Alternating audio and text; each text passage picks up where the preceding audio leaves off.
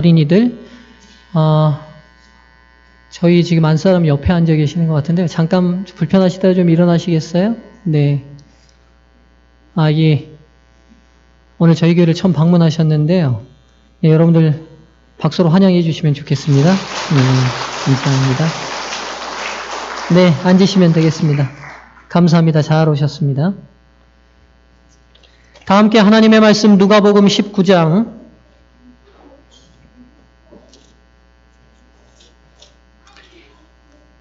1절부터 10절까지 있는 말씀, 누가복음 19장 1절부터 10절까지 있는 말씀으로 오늘 하나님께서 저희에게 하시는 음성 듣기를 원합니다. 누가복음 19장 1절부터 10절까지 있는 말씀입니다. 신약성경 128쪽 누가복음 19장 1절로부터 10절까지 있는 말씀입니다. 제가 봉독하겠습니다. 우리 성도님들 눈과 마음으로 따라 읽으시면 좋겠습니다. 예수께서 여리고로 들어 지나가시더라. 삭개오라 이름한 자가 있으니 세리장이요 또한 부자라. 저가 예수께서 어떠한 사람인가 하여 보고자 하되 키가 작고 사람이 많아 할 수 없어 앞으로 달려가 보기 위하여 뽕나무에 올라가니 이는 예수께서 그리로 지나가시게 되밀어라. 예수께서 그곳에 이르사 우러러 보시고 이르시되 삭개오야 속히 내려오라. 내가 오늘 내 집에 유하여야 하겠다 하시니 급히 내려와 즐거워하며 영접하거늘 무사람이 보고 수군거려 가로되 저가 죄인의 집에 유하러 들어갔도다 하더라. 삭개오가 서서 주께 여짜오되 주여 보시옵소서. 내 소유의 절반을 가난한 자들에게 주겠사오며 만일 네 것을 토색한 일이 있으면 4배나 갚겠나이다. 예수께서 이르시되 오늘 구원이 이 집에 이르렀으니 이 사람도 아브라함의 자손이미로다. 인자에 온 것은 잃어버린 자를 찾아 구원하려 함이니라. 아멘. 이번 주 동안 저희는 2018년 연말 기도주일을 보냈습니다. 이제 그 마지막 안식일입니다. 오늘 저는 짝퉁, 진품이 되다 라는 제목으로 말씀을 전하겠습니다. 오늘 이 이야기의 주인공은 저랑 공통점이 있습니다. 말하지 마세요. 예. 굳이 그걸 말하려고 입이 들썩이시는 성도님들이 있으신데 예, 우리 또 소개해야 될 아주 반가운 얼굴을 소개를 안 했네요. 우리 이진희 성도님의 아들 우리 희망 형제가 오늘 저희 교회를 방문했는데 희망 형제 잠깐 일어나세요. 예, 여러분 이분이 뉴스의 주인공입니다. 여러분 박수로 여러분 환영해 주시면 좋겠습니다. 예, 코랑 입이랑 부었던 게 다 나았고 저렇게 빨리 회복될지 몰랐는데 하나님 은혜에 감사합니다. 잘 오셨습니다. 여러분 그 새벽에 데이트 폭력에 시달리던 한 처녀를 구해주다가 그 남자친구로부터 폭행을 당해서 우리 희망 형제가 아주 뉴스에 또 얼굴이 이렇게 모자이크 처리가 됐더라고요. 잘생긴 얼굴이 좀 나왔어야 되는데 그 모자이크 처리 없애달라고 하세요. 이름도 밝히시고 좋은 일 하셨으니까. 근데 굉장히 위험한 상황이었는데 차에 끌려가고 매달려서 끌려가는 위험한 상황이었는데 하나님께서 특별한 은혜로 보호해 주시고 또 이렇게 빨리 회복돼서 저희와 함께 예배드리게 되면 아주 기쁘게 생각합니다.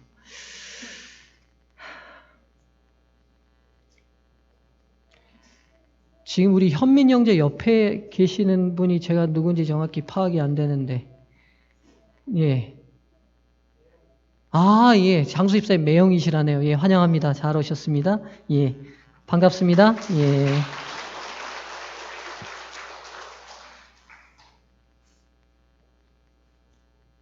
오늘 본문의 말씀은 저희가 잘 아는 삭개오, 세리장, 삭개오의 이야기입니다. 여러분 혹시 삭개오라는 이름의 뜻을 아시는가요? 삭개오. 삭개오라는 이름의 뜻을 혹시 아시는 분? 삭개오라는 이름은 그 당시 유대인들이 아주 전통적으로 사용하던 아주 흔한 이름입니다. 근데 이 삭개오라는 이름이 어디서 왔냐면 히브리 자카이라는 단어에서 왔는데 이 자카이라는 단어의 뜻이 뭐냐면 순수하다, 깨끗하다, 청결하다는 뜻입니다. 그러니까 그 단어에서 파생돼서 만들어진 이름이에요. 그러니까 삭개오라는 이름의 뜻이 뭐냐면 청결한 사람, 깨끗한 사람, 순수한 사람이라는 뜻입니다. 이름하고 사람하고 너무 안 어울리지 않습니까? 네. 여러분 이 삭개오의 직업이 뭐예요? 세리장입니다. 세리장. 당시 로마가 세계를 지배하고 있었고 로마인들은 속주민들에게 세금을 걷었는데요. 가혹하게 걷지는 않았습니다. 10분의 1세, 그러니까 우리가 11조를 하나님께 드린 것처럼 10분의 1세를 받았어요. 근데 이 로마 당국은요, 직접 속주민들에게 세금을 걷지 않고 세금 대행업자들을 세웠어요. 그리고 세금 대행업자들로부터만 로마는 세금을 받았습니다. 그러니까 세금 대행업자들이 선정된 이 업자들이 속주민들에게 세금을 먹이고 그 먹인 세금 중에서 그 수입의 10분의 1을 내면 되는 거예요. 근데 문제는 뭐냐면 이 세금 대행업자들이 11세만 받는 게 아니라 붙이고 싶은 대로 붙이는 거예요. 근데 문제는 뭐냐면 로마 당국이 여기에는 관여하지 않았어요. 그러니까 세리들이 어떻게 했냐면 본래는 그들의 수입의 열의 하나만 걷어서 주면 되는데 국가 공무원이 아니에요. 사립단체들이고 로마 당국에다가 허가를 받아서 세금 대행업자가 되면 로마 당국에는 뭐만 내면 되냐면 윤주경 집사가 100만 원 벌면 로마 당국은 10만 원만 받으면 돼요. 근데 이 세금 대행업자 이정환이 윤주경에게 50%를 매기는 거예요. 그럼 100만 원을 받으면 50%를 제가 받고 거기다 10만 원만 제가 로마 당국에 내고 40만 원은 누구 것이 되는 거예요? 제게 되는 거예요. 그래서 당시 이 세리들이 뭐라고 불렸냐면 유대인들 사회에서 허가낸 도둑이라고 불렸어요. 허가낸 도둑. 그러니까 도둑놈들이에요. 그러니까 지금 세리장 이 삭개오가 그 뒤에 성경이 뭐라고 하냐면 부자라고 돼 있는데 그 부가 다 어디서 왔겠습니까, 여러분? 세금 대행업을 하면서 얻어진 부정한 금액으로 부를 쌓은 거예요. 근데 그의 이름은 뭐예요? 깨끗한 사람이에요. 순수한 사람이고요. 청결한 사람이에요. 이름하고 안 어울려도 너무 안 어울리는 사람이에요.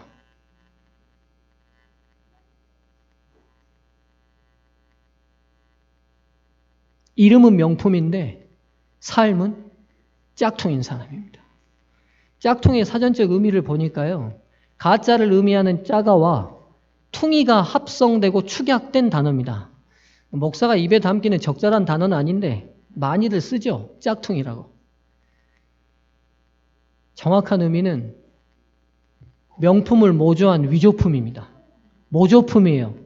그럴듯하게 그 브랜드와 이름은 갖췄지만 실상 그 브랜드와 이름하고는 전혀 관계없는 삶을 사는 게 짝퉁입니다. 삭개오가 그런 사람이었던 것 같아요. 이름은 순수한 사람, 깨끗한 사람. 왜냐하면 유대인들이 왜 이 이름 붙이기를 좋아했겠어요?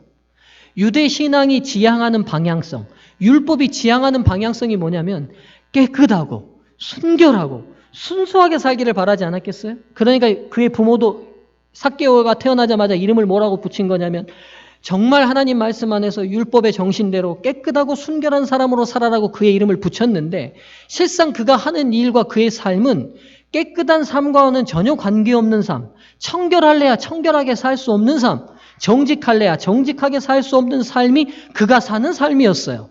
이름과 브랜드는 명품인데 삶은 그 브랜드와 이름과는 전혀 관계없는 위조된 삶을 사는 게 삭개오의 삶이었습니다. 여러분 세상은요. 진품에 대해서 굉장히 좋아합니다. 좋아하죠. 명품 샤 명품 구 명품 또 뭐 있어요? 여러분 아는 대로 한번 대답해 보십시오. 명품 명품 좋아하시죠? 뭐 있죠? 전 2개밖에 기억이 안 나네요. 또 뭐 있어요? 예? 오정희 집사님 뭐요? 예? 통? 통? 루비똥. 예. 제가 로마를 갔더니만 이 스페인 광장이라고 하는 유명한 그 로마의 휴일의 배경이 됐던 그 스페인 광장 앞으로 이태리 명품 가게들이 쭉 있어요. 근데 제가 간 지가 그때가 대학 4학년이니까 지금도 20년도 훨씬 넘었는데 그 당시 일본 수학여행을 왔던 그 학생들이 교복 입고 이태리 명품집이 열기 전인데도 불구하고 그 앞에 다 줄을 서 있어요. 일본이, 그 당시 일본 사람들이. 이제 지금 또 시대가 바뀌어서 중국인들이 그렇게 서 있는지 모르겠어요. 여하튼, 진짜 명품에 대한 갈구가 현대인들만큼 얼마나 갈구가 강한 시대인지 모르겠습니다. 그러다 보니까 반대급부로 그 명품을 할 수 없으니까 뭐가 판쳐요? 짝퉁. 저희 집도 여러 개 있습니다. 네. 혹시 저랑 같이 사는 사람들이 뭘 들고 오거든 보시거든 그거 모두 다 유사품이라고 이해하시면 됩니다. 예. 예. 짝품이 많은 건 뭘 의미하냐면 현대 사회가 뭐에 대한 열망이 강하다는 거예요. 진품에 대한 열망이 강하다는 단적인 증거예요. 근데 여러분, 물집에 짝퉁 하나 들고 다니는 건 괜찮은데요. 큰 피해가 없어요. 왜냐? 유통상 문제는 생기겠죠. 회사가 어려움은 있겠죠. 근데요, 이 시대가 진짜 원하는 게 뭘까? 제가 볼 때 사람 진품 보고 싶어 하는 것 같아요. 진짜 그 브랜드가 정직한 사람이면 삶도 어떤 사람? 정직한 사람 만나기를 원해요. 진짜 그 브랜드가 순수한 사람이면 그 삶이 진짜 순수한 사람이면 좋겠어요. 진짜 청결한 사람이라는 브랜드를 달고 다니는 사람이면 진짜 청결한 사람이면 좋겠어요. 이 시대가 그런 사람 보기를 굉장히 갈구하는 것 같아요.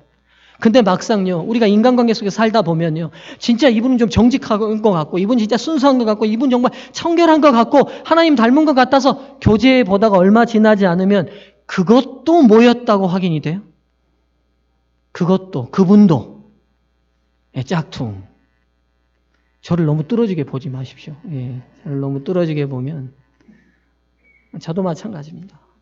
제가 여러분에게 정말 영성 있는 훌륭한 목사라는 이름, 브랜드로 살기를 원하지만 제 삶에 그 브랜드와는 관계없는 본질적으로 진품이 아닌 거짓된 모습이 제 안에 있음을 제가 고백하지 않을 수 없습니다. 여러분, 한 해를 정리하는 연말 기도주일의 안식일입니다. 이제 이 질문을 여러분 스스로에게 좀 돌려보시죠. 우리에게 실망 줬던 여러 짝퉁 같은 사람들 말고요, 여러분.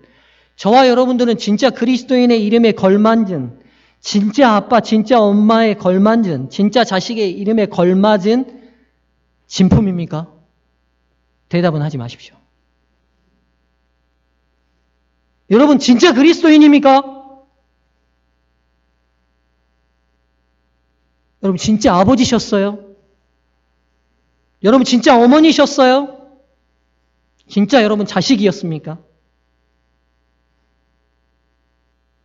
쉽게 대답하기 어려울 겁니다. 저도 마찬가지입니다. 브랜드와 이름은 명품처럼 사는 것처럼 보이는데 본질적으로는 우리 안에 그렇게 살지 못하는 본질적인 모습들이 있습니다. 삭개오가 그런 사람이었던 것 같습니다.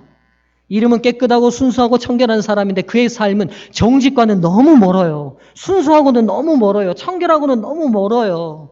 여러분 한번 생각해 보시죠. 세금 통지서를 받았다고 치시오. 세금 통지서를 받았어요. 당시 사람들이. 징수자, 로마 총독, 누구? 대행자, 여리고 세리장, 삭개오. 우리는 삭개오 하면 이렇게 느낌이 안 오지만 대행자, 깨끗한 사람. 사람들이 얼마나 웃었을까요? 그 통지서 받고. 세금 고지서 자체가 정직하지 않아요. 깨끗하지 않아요. 순수하지 않아요. 근데 징수하고 받아가는 사람은 누구래요? 깨끗한 사람이래요. 아마 삭개오, 제가 거룩한 상상력을 동원해 볼 때 삭개오는요, 자기 이름을 좋아하지 않았을 것 같아요. 생각해 보세요. 세리장 삭개오님 부를 때마다 깨끗한 사람님, 이번 세금 얼마예요? 이번 세금 100만 원. 말하면서도 얼마나 입이 부끄러웠을까요? 본래는 얼만데? 10만 원이고 5만 원이고 만 원일 수 있는데 말하면서도 속으로 어때요? 부끄러운 거죠. 근데 이름은 뭐예요? 깨끗한 사람이에요. 제가 어디 모르는 곳으로 나가면 목사님이라고 불리기가 굉장히 부담스러워요. 그래서 저는 여행을 가도 절대로 사람이 못 찾을 곳으로 갑니다. 절대로 저를 못 알아볼 곳으로. 왜냐하면 제 브랜드와 제 이름을 들을 때 제 마음에 그 브랜드대로 살지 못하는 짝퉁 같은 제 삶이 겹치는 그 괴리점이 있어요. 그게 괴로워 죽겠어요. 그게 힘들어요. 그래서 여러분들이 저 목사님 할 때는 제가 괜찮은데 시장 갔는데 어디 갔는데 그 모르는 많은 사람들 속에서 누군가 목사님 하면 제가 반가운 게 아니라 덜컹해요. 그리고 주변을 둘러봐요. 그리고 혹시 내가 상인한테 실수한 건 없나 생각하게 됩니다. 여러분 어떠세요? 아무도 모르는 곳에 갔는데 이건웅 장로님! 누가 그래요? 장로님 어떠신가요? 그 이름이 부담스러우신가요? 혹은 혹시 아무렇지도 않으신가요? 삭개오도 그랬던 것 같아요. 그랬을 거예요. 깨끗한 사람, 깨끗한 사람, 순수한 사람, 순수한 사람이고 불릴 때마다 그는 전혀 그렇게 살지 못하는. 그래서 여러분 당시 유대인들이 남자에게 하는 제일 심한 욕이 뭔지 아세요? 남자에게 하는 제일 심한 욕이 이 세리 같은 놈아. 이게 제일 심한 욕이에요. 민족의 등을 쳐먹고 불의한 돈으로 치부하는. 근데 여러분 이 삭개오 생에 반전이 있어요. 어떤 반전이 있습니까? 8절 삭개오가 서서 주께 여짜오되 주여 보시옵소서 내 소유의 절반을 가난한 자들에게 주했사오며 만일 네 것을 토색한 일이 있으면 4배나 갚겠나이다. 여러분 이게 지금 삭개오가 예수님 앞에서 공개적으로 많은 여리고 시민들 앞에서 한 통보해요. 그게 뭐냐면 두 가지를 결심했어요. 자신의 재산의 얼마를 가난한 사람을 주겠다? 절반을 떼서. 여러분 근데요. 그 당시 유대 랍비들이 어떻게 가르쳤냐면 수입의 20%를 가난한 사람을 구제하라고 가르쳤어요. 그러니까 수입의 20%만. 근데 지금 삭개오는요. 수입의 20%가 아니라 자기가 치부한 모든 재산의 얼마를 떼서 주겠다고요? 절반을 떼서 주겠다는 거예요. 또 놀라운 게 있어요. 만일 네 것을 토색한 것이 있으면 네 것을 숨겨서 잘못 속인 게 있으면 몇 배로 갚겠다고요. 4배로 갚겠대요. 근데 여러분 여기 레위기 6장에 보면 여기에 대한 조항이 있어요. 율법에. 누군가를 잘못 불의하게 징수하면 얼마를 갚게 돼 있냐면 원금의 5분의 1을 더해서 갚게 돼 있어요. 그러니까 얼마만 갚으면 돼요? 원금 돌려주고 그 원금에 얼마를 더해서요? 20% 더해서 주면 돼요. 이게 율법이에요. 근데 이 삭개오가 뭐라고 얘기하냐면 자기는 몇 프로 갚겠다고요? 프로테이즈를 하면요. 400% 갚겠다는 거예요. 400%. 제가 볼 때 이 말대로 하면 삭개오는 지금 수입이 다 없어질지도 모르겠어요. 있는 게 다 없어질지도 모르겠어요. 근데 이걸 공공하게 선언해요. 완전한 반전이죠. 그동안 세리장까지 올라가기 위해서 그가 얼마나 애썼겠어요. 얼마나 많은 돈들로, 얼마나 많은 불의한 돈들로 많은 사람들에게 아부하고 명예를 떨어서 세리장까지 올라갔는데 그가 그 모든 재산 다 괜찮게 율법이 정한 것보다 더 많은 금액들을 갚고 나누어 주겠다고 선언해버려요. 반전이죠. 엄청난 반전입니다. 순수해져도 너무 순수해졌어요. 깨끗해져도 너무 깨끗해졌습니다. 정직해져도 도에 지나치게 더 정직해진 것 같아요. 여러분, 삭개오가 왜 이렇게 됐습니까? 이유가 뭡니까?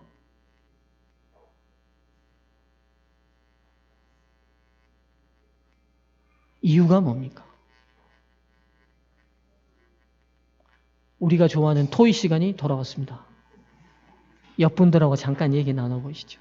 삭개오가 왜 이렇게 변했을까? 네. 옆분들하고 1분 정도 잠깐 얘기를 나누시죠.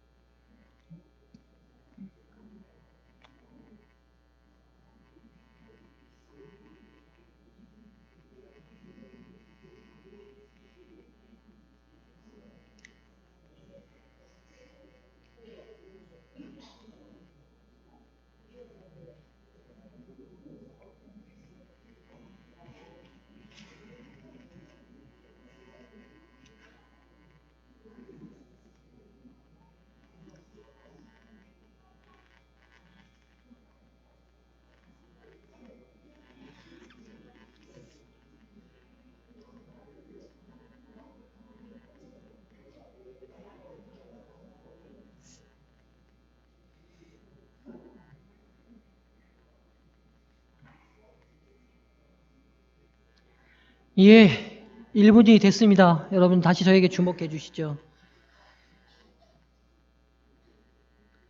삭개오가 이렇게 된 건 간단합니다. 누구 만나서 변한 겁니까? 맞습니다. 예수님 만나서 변했습니다. 예수님 만나서 변했습니다. 다른 이유가 없어요. 그분 만나니까 바뀐 겁니다. 그분 대면해서 변화됐습니다. 여러분 짝퉁 같은 인생이 변하는 법칙 같은 법칙이 있는데 한 가지뿐입니다. 예수 만나면 변화됩니다.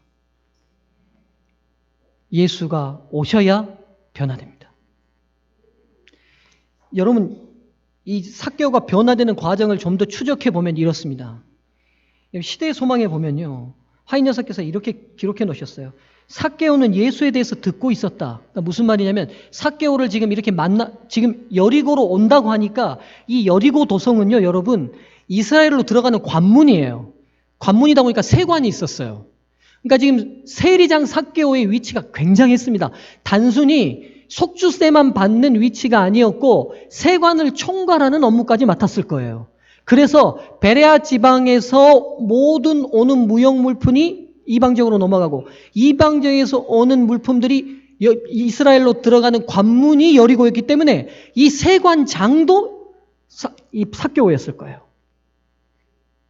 근데 그러다 보니까 이 여리고는 많은 사람들의 소식이 전해지는 곳이었고 이스라엘 전반적으로 퍼지고 있는 예수님의 소문이 어디도 왔냐면 여리고에도 왔을 거예요. 그 여리고에서 왔던 예수님의 소식을 누가 이미 들었냐면 삭개오가 들은 거예요. 삭개오는 예수에 대해서 듣고 있었다. 그리고 이스라엘 사람들이 자기 앞에서는 굽신굽신하지만 돌아서면 다 누구 욕해요? 자기 욕하는 거 다 알고 있었어요. 배척받는 계급의 사람들에게 친절하고 공손하게 대하시는 분이라는 소식이 멀리 퍼졌었다. 그러니까 자기 같은 사람에게도 친절하게 대하신다는 예수님의 소식과 예수님의 말씀을 듣고 감동이 됐어요. 그리고는요, 이 세리장의 마음속에도 보다 나은 생애를 살고자 하는 욕망이 일어났다. 아, 예수님의 말씀을 듣다 보니까 세리장의 마음속에, 이 삭개오의 마음속에 어떤 열망이 일어났다고요? 나도 어떤 삶을 살고 싶다. 지금 같은 삶이 아니라 보다 나은 삶을 살고 싶다. 이런 삶이 아니라 물론 이렇게 살아도 돼요. 여러 부가 들어오잖아요. 부의 원천을 가지고 있어요. 남들 누리고 싶은 건 모두 다 누릴 수 있는 모든 걸 다 가지고 있지만 이런 삶이 진짜 자기가 원하는 삶이 아닌 거예요. 이름은 깨끗한 사람, 순결한 사람, 정직한 사람인데 그렇게 살 수 없는 자기의 삶의 옷은 이 괴리감 때문에 힘들었는데 이게 변화될 수 있다, 변화할 수 있다, 변화하고 싶다는 열망이 어디서 일어났냐면 예수님 소식을 듣고 일어나게 됐다고요. 그러면요, 이렇게 예수님 안에서 변화되고 싶다는 열망도 끝내 누구를 만나야, 뭘 들어야 가능한 거예요? 예수님을 만나야 가능한 거예요. 말씀을 들어야 가능한 거예요. 하나님이 주시는 음성을 들어야 우리 마음속에도 어떤 열망이 일어나냐면 지금 이 상태가 아니라 더 나은 상태로 가고 싶은 열망이 일어난다고요. 그 다음에 열망이 뭐였냐면 누구를 이제 보고 싶은 거예요. 아, 내가 더 나은 삶을 살고 싶은데 이 열망을 주신 분이 예수님이야. 그러니까 내가 누구 만나고 싶은 거예요. 예수님 만나고 싶어요. 그런데 뭐가 작아요? 키가 작아요. 너무 크게 얘기하지 마세요. 김숙희 집사님 뭘 그렇게 크게 얘기하세요? 키가 작아요.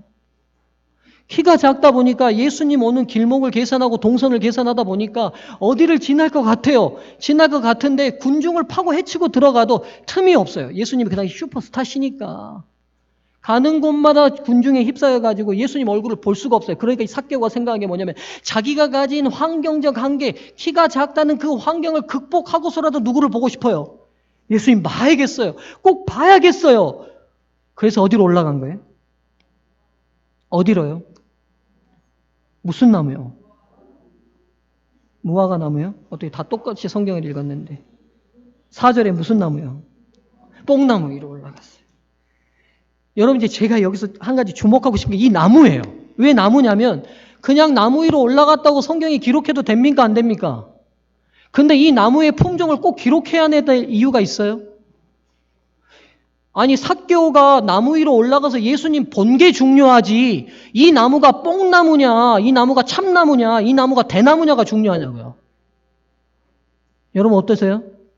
우리가 생각할 땐 이 삭개오가 예수님 만난 게 중요한 것 같아요. 근데 성경이 이 나무의 품종을 정확히 기록하고 있어요. 무슨 나무라고요? 뽕나무라는 품종이라고 기록하고 있어요.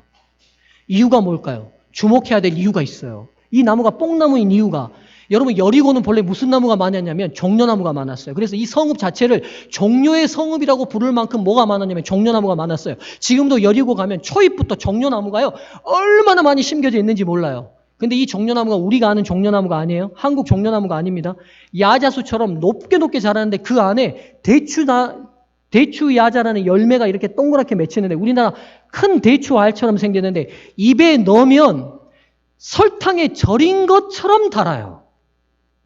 그래서 성경에서 젖과 꿀이 흐른다는 그 땅의 그 꿀이 벌꿀이 아니라 이 대추 야자 나무의 열매일 거라고 학자들은 예고할 만큼, 진짜 먹으면요 2개 이상 못 먹어요. 질려버려요. 얼마나 단지. 근데 이게 어디의 주 생산품이냐면 여리고의 주 생산품이에요. 그리고 이 나무는 30m씩 곱게 자라나요. 그러면 예수님 잘 보고 싶으면 높은 나무로 올라가려면 어느 나무로 갔어야 돼요? 종려나무로 올라가야 되는데 종려나무로 안 올라갔어요. 뽕나무로 올라갔어요. 근데 이 뽕나무가 우리가 아는 오디가 맺히는 뽕나무일까요? 아닐까요? 아니에요. 어떻게 잘 아시네요? 네? 그럼 무슨 나무예요? 아는 것처럼 대답하셨으니까 대답해 보세요. 돌 무화과 나무. 어떻게 하셨어요? 성경에 써져 있죠. 돌 무화과 나무예요. 이 돌 무화과 나무는 어떤 나무냐면, 우리나라에 이 품종이 없다 보니까 성경 번역학자들이 그래도 가장 가까운 나무로 번역한 것 같아요. 돌 무화과 나무는 열매는 무화과가 열려요. 근데 잎은 뽕잎처럼 커요. 그래서 이 나무를 돌 무화과 나무라고도 부르고 이집트 무화과라도 불려요. 이 나무로 올라갔는데 이 나무는 높지 않아요. 그러니까 삭개오가 올라가기 좀 편했을 거예요. 여하튼 이 나무 위로 올라갔는데, 여러분 이 뽕나무에는, 이 돌 무화과 나무에는 특별한 신비가 숨겨져 있어요. 그 이름대로 돌 무화과 나무인데 열매가 언제 맺히냐면 여름에 맺혀요. 한여름에. 근데 말 그대로 먹으면 시고 떨궈서 먹을 수가 없어요. 이 열매는. 근데 이 열매를 먹는 방법이 있어요. 목자들이, 양을 치던 목자들이 이 나무 위로 올라가서 이 돌 무화과 나무에다가 전부 다 바늘로 하나하나 구멍을 다 뚫은 다음에 올리브유 기름을 그 바늘 구멍 뚫은 데다가 다 발라주면 신기하게도 이 돌 무화과 나무 열매가 무화과처럼 단 열매로 바뀌어요. 그래서 여러분, 아모스 선지자의 직업이, 아모스 선지자가 본인을 소개할 때 아모스서에서 나는 목자라 뽕나무를 배양하는 자로다 라고 소개해요. 이 뽕나무를 배양한다는 말이 이 말이에요. 돌 무화과 나무 위에 올라가서 먹을 수 없는 돌 무화과 나무 그 열매를 일일이 바늘 다 뚫어가지고 다 뭘 바르는 거예요? 올리브유 기름을 다 발라요. 올리브유 기름을. 그럼 이 열매가 어떻게 바뀐다고요? 무화과처럼 달고 맛있는 열매로 바뀌는 거예요. 여러분 놀랍게도 성경이 굳이 뽕나무 이름을 기록한 이유가 드러나요. 삭개오라는 사람이 아무리 명품으로 살고 싶어도 주님을 만나지 않는 이상 명품이 될 수 없는 것처럼, 돌 무화과 나무가 아무리 이름은 돌 무화과 나무라 할지라도 목자의 손이 닿지 아니하면 무화과 나무가 안 되는 거예요. 그 목자를 만났을 때 그 이름에 걸맞는 무화과 나무 열매를 맺혀요. 인생도 마찬가지예요. 여러분과 제가 아무리 몸부림하고 아무리 변화되고 아무리 노력한다 해도 그리스도가 우리랑 만나지 않는 이상 짝퉁 인생의 변화는 없어요.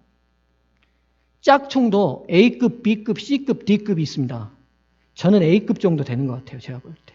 거의 유사해요. 저희가 흠을 찾기가 어렵잖아요, 여러분. 여기 보면 D급, C급, B급, A급 많아요. 제가 볼 때. 제가 굳이 말하지 않겠습니다. 여러분 스스로. 근데 여러분 A급이어도 위조품이에요. D급이어도 위조품이에요. 위조품은 다 위조품이에요. 명품이 될 수 없어요. 진품이 될 수 없다고요. 다 모조품이에요. 오직 그 모조품이 진품으로 바뀔 수 있는 방법은 한 가지 외에는 없어요.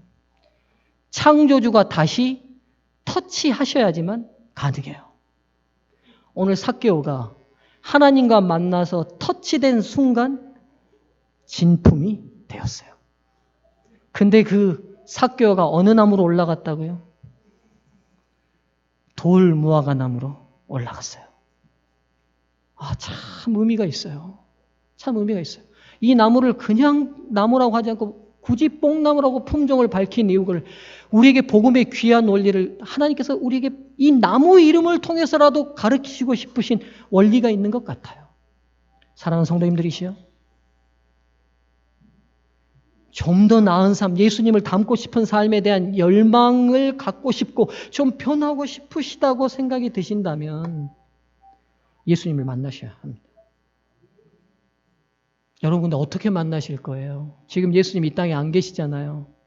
2000년 전에 삭개오는 그렇게 만나고 싶으시니까 누가 만나 주셨어요? 예수님이 오셨어요. 그리고 그 무화과나무 위에 돌 무화과나무 위에 올라가 있는 삭개오를 울어보시고, 삭개오야 내려오너라. 내가 오늘 너랑 같이 너희 집에 잘 거야. 너희 집에 머물 거야 라고 말씀해 주셨는데, 지금 이 시대는 예수님이 인성으로 계시지 않아요. 그럼 우리 어떻게 만나실까요? 우리 그리고 어떻게 만날 수 있을까요, 여러분? 어떻게요? 예? 어떻게 만날 수 있습니까?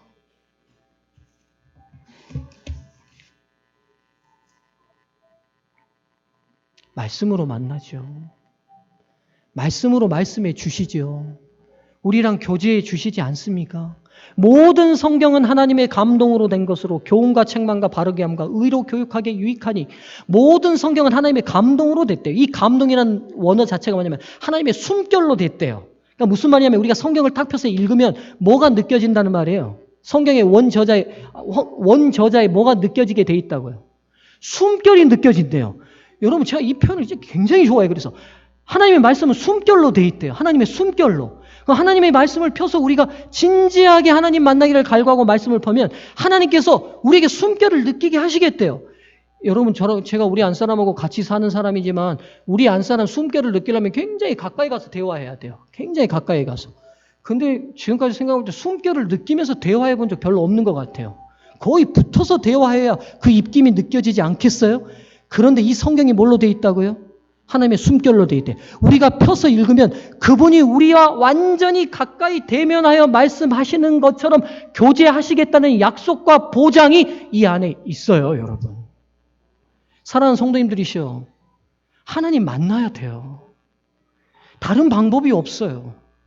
제 오직 염원은 다른 이 한 가지뿐이에요. 저와 여러분이 하나님과 좀 더 개인적으로 가까워지는 거예요.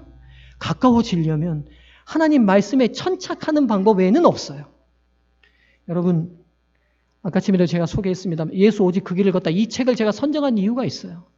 하나님의 숨결을 좀 더 가까이서 느껴보시라고요. 여러분을 향한 그 사랑을 좀 더 가까이서 체험해 보셨으면 좋겠어요. 사랑하는 서정환교회 성도님들이시여, 삭개오, 깨끗한 사람, 순결한 사람, 청결한 사람, 이름과 브랜드는 그랬지만 삶은 완전히 달랐던 짝퉁 같은 인생을 살았던 이 삭개오가 예수님과 만나고 진품이 되었습니다. 우리도 이번 기간에 우리만의 돌 무화과 나무로 올라가 보시지 않으시겠습니까? 여러분 모두를 하나님의 말씀에 초청합니다. 부디 하나님의 말씀을 통해 그분과 만나고 대면하여 진품 인생으로 사는 저와 여러분 모두가 되기를 바라며 말씀을 마치겠습니다.